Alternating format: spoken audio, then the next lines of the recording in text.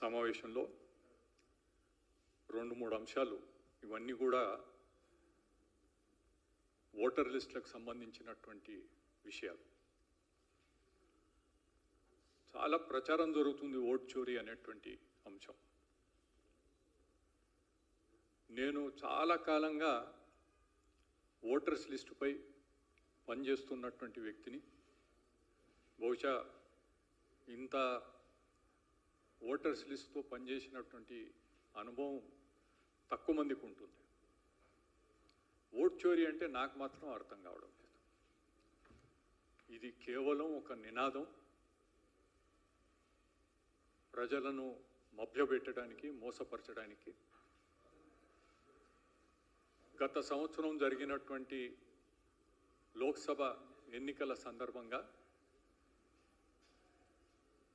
మన ప్రియతమ ప్రధానమంత్రి నరేంద్ర మోడీ గారు 400 పార్ అనేటువంటి ఒక అందరినీ ఉత్సాహపరిచేటువంటి విధంగా ఆ విధంగా ముందుకు పోయేటువంటి ప్రయత్నం చేస్తుంటే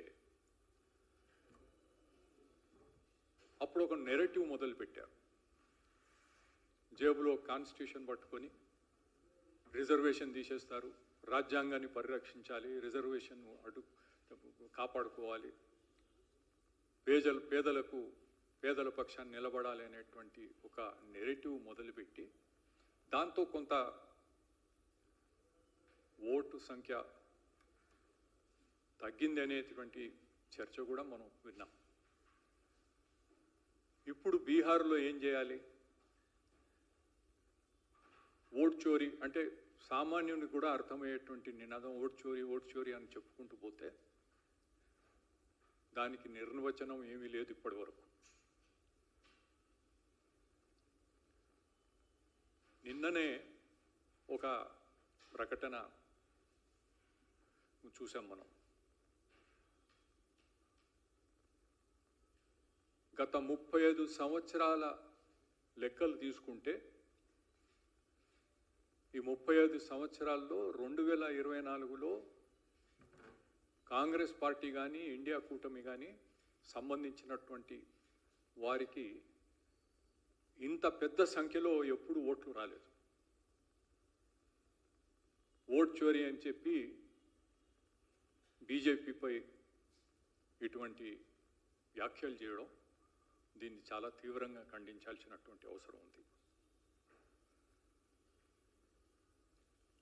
బీహార్ విషయానికి పోకముందు ఒకసారి తెలంగాణలో గతంలో ఏం జరిగిందనేది మనవి చేయదలుచుకున్నాం.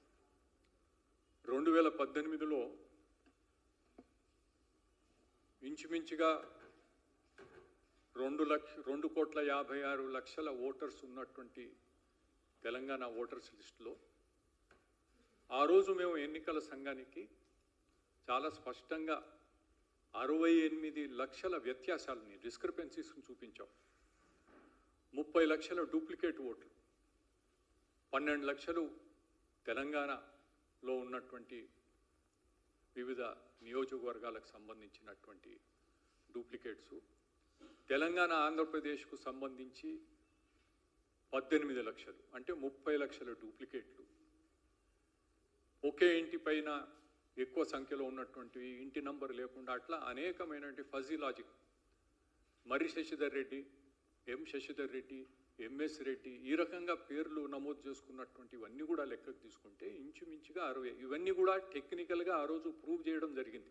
ఎన్నికల సంఘం ముందు పెట్టినప్పుడు కానీ, సుప్రీంకోర్టులో పెట్టినప్పుడు కానీ దీన్ని ఎవరు కాదని లేకపోయారు.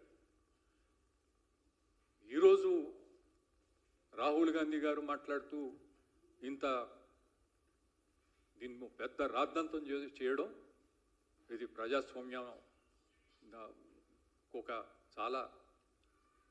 దీన్ని చాలా తీవ్రంగా ఖండించి, ఎన్నికల సంఘం వారు చెప్పింది చాలా సహజంగా కరెక్ట్గా ఉంది. ఏదైనా సరే, అది అప్పటి సంగతి చెప్పిన తర్వాత ఇప్పుడు బీహార్కి వస్తాం. బీహార్లో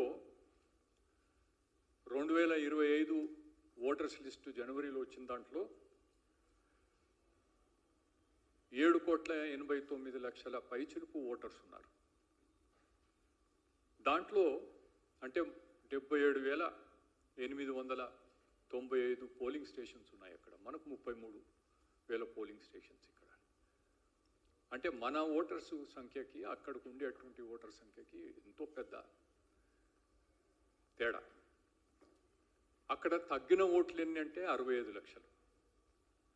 65 లక్షల ఓట్లు అంటే ఇది కేవలం 0.08, 1% కూడా లేవు. 1% కూడా లేనటువంటి దాన్ని ఇంత పెద్ద రాద్ధాంతం చేస్తూ ప్రజల్ని తప్పుదో పట్టించాలనేటువంటి ఆలోచన చేస్తే ప్రజలు అమాయకులు గారు అన్నీ అర్థం చేసుకుంటారు. అయితే ఒక నెల గడువు, ఆగస్టు 1 నాడు రిలీజ్ అయినటువంటి ఈ మన డ్రాఫ్ట్ జాబితా ఏదైతే ఉందో దీనిపైన objections, claims and objections file చేయడానికి ఒక నెల గడువు ఉంది. అంటే సెప్టెంబర్ 1వ తేదీ వరకు దీనికి గడువు ఉంది. అంటే 77,000 బూతులు, పోలింగ్ స్టేషన్స్, దాంట్లో 65 లక్షలు అంటే ఎన్ని అవుతాయి? ఒక్కొక్క దానికి 100 ఓట్లు ఒక బూత్కి. ఒక పోలింగ్ స్టేషన్లో మనం యావరేజ్గా తీసుకుంటే 100 ఓట్లు యావరేజ్గా వచ్చేటువంటి దాంట్లో నెల రోజుల గడువు ఉంటే దానిపైన క్లెయిమ్స్ అండ్ ఆబ్జెక్షన్స్ పెట్టుకోవడానికి కావలసినంత సమయం ఉంటుంది. అసలు దానిపైన ఎలాంటి ఆక్షేపణ చెప్పడానికి ఆస్కారమే లేదు. అయినప్పటికీ ఆయన ఈ రకంగా ముందుకు పోవడం జరుగుతుంది. ఇప్పుడు మళ్ళా ఓటు అధికార యాత్ర అని ఇదో ఒక తమాషా చూస్తున్నాం. రోజో రకమైనటువంటి స్టేట్మెంట్ ఇస్తారు, దాంట్లో పసలేదు. రాను ఇప్పుడు ఈనాటి వరకు అక్కడ చూస్తే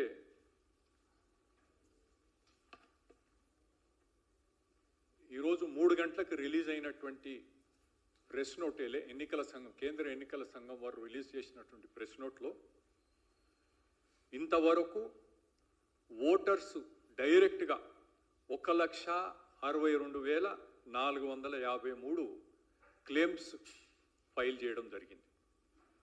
దీంతోపాటు ఒక 4,33,000 పైచిలుపు ఫామ్ 6 సబ్మిట్ చేసుకున్నారు. ఇంకా 6 రోజుల సమయం ఉంది.